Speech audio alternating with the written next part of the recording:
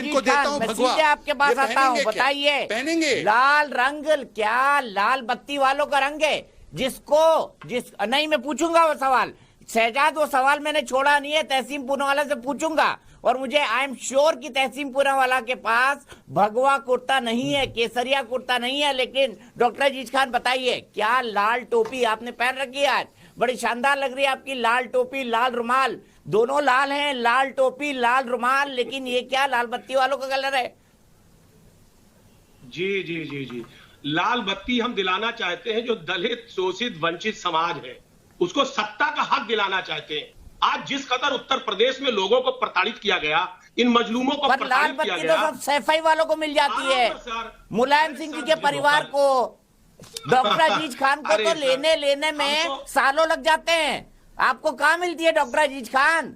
वो सब तो यादवों को मिल जाती है, इसको भूल जाते हैं आप। सर मुझे मौका दें। देखिए, समाजवाद में हम विश्वास रखते हैं। शुक्र करो कि हम लाल टोपी लगाते हैं, लाल हमारा खून है। हम काली टोपी नहीं लगा करके काला कानून नहीं लाते हैं, किसानों को रौंदते नहीं है, कुचलते नहीं है काली टोपी लगा करके। और एक बात दीपक जी और जान लीजिए, इनको बता दीजिए कि काला रंग इटली में फासीवाद का प्रतीक रहा है, और राष्ट्रीय फासीवाद पार्टी का जो झंडा था वो भी काला कलर था। और जब काला कलर हो जाता, टोपी काली हो जाती है, तो दिल भी काला हो जाता है, और जब दिल काला हो जाता है तो सारे फैसले काले होते हैं। और आज जो उत्तर प्रदेश और देश का जो फैसला हो रहा है, ये कहीं ना कहीं काला फैसला हो रहा है, इसीलिए लोग काला दिन मना रहे हैं। आज जिस तरह किसानों को की आवाज को दबा नहीं पाए तो किसानों को कुचल दिया, आज देखिए व्यापारी को कुचल दिया, आज आप देखिए एक बेटी के साथ रेप किया गया और उसके साथ साथ उसे रात के अंधेरे में जला दिया गया। साहब, ये काला दिन है, अब इससे बात क्या आ सकता है? लेकिन हम दावा करते हैं कि ये लाल टोपी पहन करके क्रांति पैदा करेंगे। ये रेड अलर्ट जो आज मोदी जी ने कहा है, वाकई में रेड अलर्ट पैदा होगा, क्योंकि जिस तरीके से इन्होंने इस प्रदेश को इस प्रदेश में जंगल राज पैदा कर दिया है, कानून व्यवस्था बिल्कुल बर्बाद हो गया है, महंगाई की चरम है, बेरोजगारी, जो बेरोजगार है उस पर लाठियां भांजी जा रही हैं। यही लाल टोपी पहन करके हम क्रांति पैदा करेंगे, रेड अलर्ट घोषित करेंगे। और रेड अलर्ट घोषित हो चुका है, 2022 का चुनाव नजदीक आ गया है। ये तहसीन जी समझ लीजिए, ये शहजाद जी समझ लीजिए आप इस बात को, क्योंकि आप समझ नहीं रहे। आप भी कलर बदल लीजिए। एक ही, वैसे कलर तो देश का एक ही है, होना चाहिए तिरंगा, लेकिन तिरंगा का तो अपमान किया इन्होंने 60 साल, तो अपने हेडक्वार्टर में नहीं लगाया।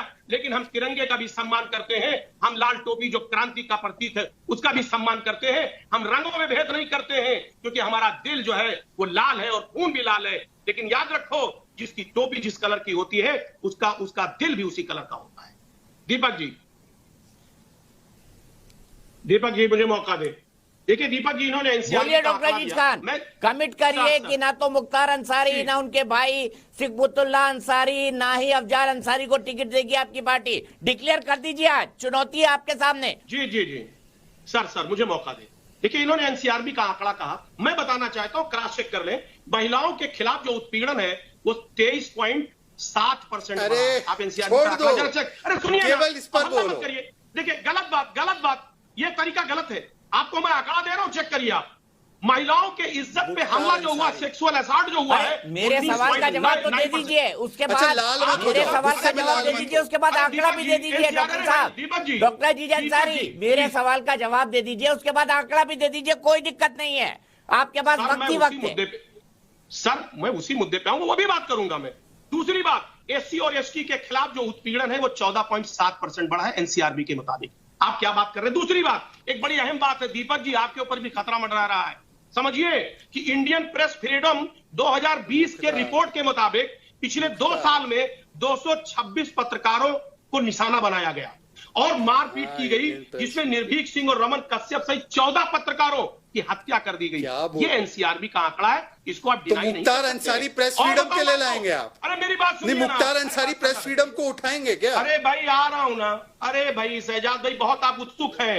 मुख्तार अंसारी प्रेस फ्रीडम के लिए आप उनको ले रहे हैं क्या पार्टी में? अगर इतना उतावला देश को बनाने में होते, महिला सशक्तिकरण के लिए ले रहे हैं? मुझे लग रहा आप ये देश कहीं और पहुंच जाता। लेकिन मैं उतावला नहीं, आप लाल हो रहे हैं, आप गुस्से में लाल हो रहे हैं। मैंने मुख्तार की नस क्या दबाई कि अजीज खान का दिल ही लाल लाल, चेहरा लाल लाल। अरे मुख्तार अंसारी से ऐसा क्या रिश्ता है आपका? बताइए ना, मुख्तार अंसारी ये तो आप जानते हैं ना कि ब्रजेश सिंह से और धनंजय सिंह से क्या रिश्ता है आपका?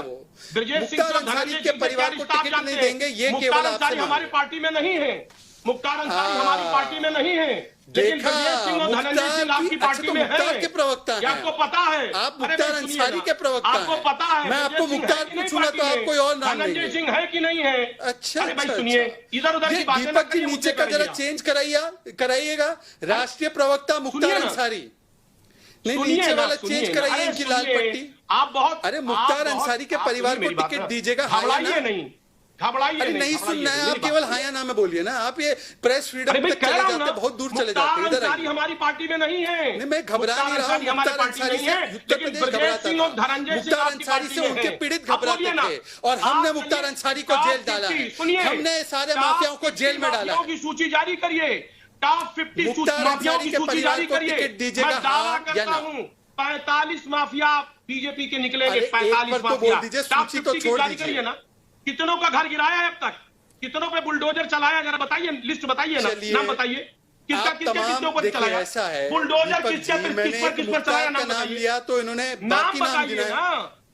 अरे भाई आप बात बताइए ना, किसके ऊपर बुलडोजर चलाया, नाम बताइए। बुलडोजर बहुत लोगों पर चलाया है और बहुत लोगों की संपत्तियों पर चलाना बाकी है, पर आप बताइए मुख्तार अंसारी आपके आंखों में। अच्छा, मैं आप दोनों को रोकता हूँ, मैं आप दोनों को रोकता हूँ, ठीक है। मैं सीधे डॉक्टर अजीज खान के पास चलता हूं। अजीज खान, वोट परसेंटेज की बात करें, अभी तक जितने भी सेफोलॉजिकल आंकड़े आए हैं, आप लगभग 7 से 10% पीछे हैं भारतीय जनता पार्टी से। ऐसे में कैसे मुकाबला कर पाएंगे? देखिए दीपक जी, मैं शांतनु जी को सुन रहा था, सब जातीय समीकरण, जातीय, अरे भाई कुछ काम की बात भी कर लो। हमेशा जाति जाति धर्म, जाति धर्म, अरे भाई काम की बात करिए ना। अब जात धर्म पे वोट नहीं पड़ने वाला, अब वोट पड़ेगा, सुनिए शांतनु जी, आप बहुत बुद्धिजीवी आदमी है, सुनिए मेरी बात, अब वोट पड़ेगा काम पे, कानून व्यवस्था पे, बेरोजगारी पे, महंगाई पे। आपने जो महंगाई की चरम पहुंचा दी है, पेट्रोल डबल कर दिया है, आज खाने का जो तेल है उसकी क्या कीमत है। आप देखिए जो लोग ढाबे में खाना खाने जा रहे हैं उसकी कीमत क्यों बढ़ गई? आपने कमर्शियल सिलेंडर का रेट बढ़ा दिया। अब इस पे चुनाव होगा, जातीय समीकरण में नहीं होगा। अब जो बातें होंगी, अब ये होगी कि कानून व्यवस्था कैसी है आपकी, कितने लोगों को आपने मरवा दिया उत्तर प्रदेश में, किस तरीके से आपने इनकाउंटर करवाया, यहां तक कि सुप्रीम कोर्ट को भी दखल देना पड़ा। आप देखिए राष्ट्रीय मानवाधिकार आयोग को भी दखल देना पड़ा। चुनाव इस पर होने जा रहा है, जाति धर्म पे नहीं होने जा रहा है कि 2% आपका बढ़ेगा 3%। एक बात और आप समझिए, जो आज उत्तर प्रदेश की स्थिति है, उत्तर प्रदेश की स्थिति क्या है, क्या चाहते हैं यहाँ के लोग? यहाँ के लोग विकास की बात करना चाहते हैं। आपने वादा किया था, आपने कहा था बुलेट ट्रेन लाएंगे। अरे साहब, जो शख्स बुलेट ट्रेन अपने लोकसभा में नहीं ला सका, आप देखिए बनारस में मेट्रो नहीं चल पाई, गोरखपुर में मुख्यमंत्री महोदय के गृह जनपद में मेट्रो नहीं चल पाई, 3 बार डीपीआर चेंज किया गया, अभी तक डीपीआर फाइनल नहीं हुआ। साहब वहां पे वादा किया था आयुष मेडिकल कॉलेज बनाएंगे, बन गया क्या? मैं जानना चाहता हूं। वहां कहा था गोरखपुर यूनिवर्सिटी को सेंट्रल यूनिवर्सिटी का डिग्री देंगे, उसको उसके अंडर में करेंगे, हो गया क्या? वही समाजवादी पार्टी को देखिए आप, समाजवादी पार्टी ने बीआरडी मेडिकल कॉलेज में 500 बेड का हॉस्पिटल बनाया। आज जो एम्स का उद्घाटन किया गया, इसका शिलान्यास किसने किया था? माननीय अखिलेश यादव जी ने किया था। जमीन हमने दी, उद्घाटन हमने किया, उसके पूरे सारे काम हमने किए, उद्घाटन आपने कर दिया। अरे भाई क्या है? और वो भी इनकम्प्लीट। एक एम्स का नॉर्म है 42 फैकल्टी होना चाहिए, अभी कितनी फैकल्टी बनी है? 20। और एक बात बता दूं, अभी लोकसभा में 3 दिसंबर को हेल्थ मिनिस्टर ने स्टेटमेंट दिया था कि 183 इंप्लाई की जरूरत थी, 118 सीट अभी खाली है। आपने इंप्लाई को भी भर्ती नहीं किया। आपने कहा साहब 125 सीटें एमबीबीएस की हो गई, कहां से हो गई? ना ऑपरेटर्स लगाया, ना वहां पे अभी किसी तरीके का अपॉइंटमेंट हुआ, कहां से? आप लगातार उद्घाटन करते चले जा रहे। जल्दबाजी में आपने पूर्वांचल एक्सप्रेस का उद्घाटन कर दिया।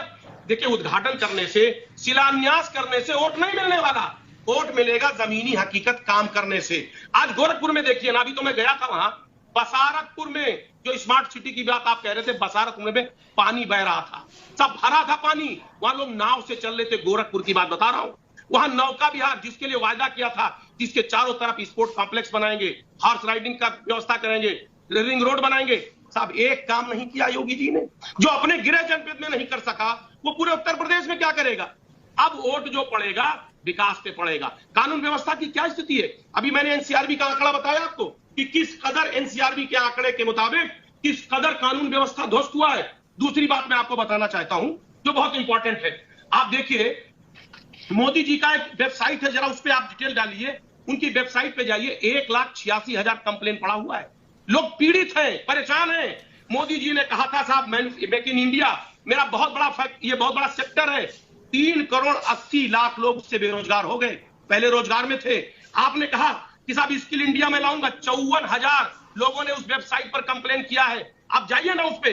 पीएम मुद्रा योजना आपका स्कीम था कि 50,000 से लेकर 10 लाख तक मैं पीएम मुद्रा योजना में दूंगा। 92% लोगों को 23,000 रुपया मिला है। कितना बड़ा बिजनेस कर लेगा आदमी, कितना बड़ा बिजनेस कर लेगा। अभी झूठ की इंतहा होती है। आयुष्मान योजना आपने कहा 50 करोड़ का लक्ष्य ठीक है, जवाब ले लेते हैं। गोपाल जी के पास ये आंकड़े बेहतरीन होंगे।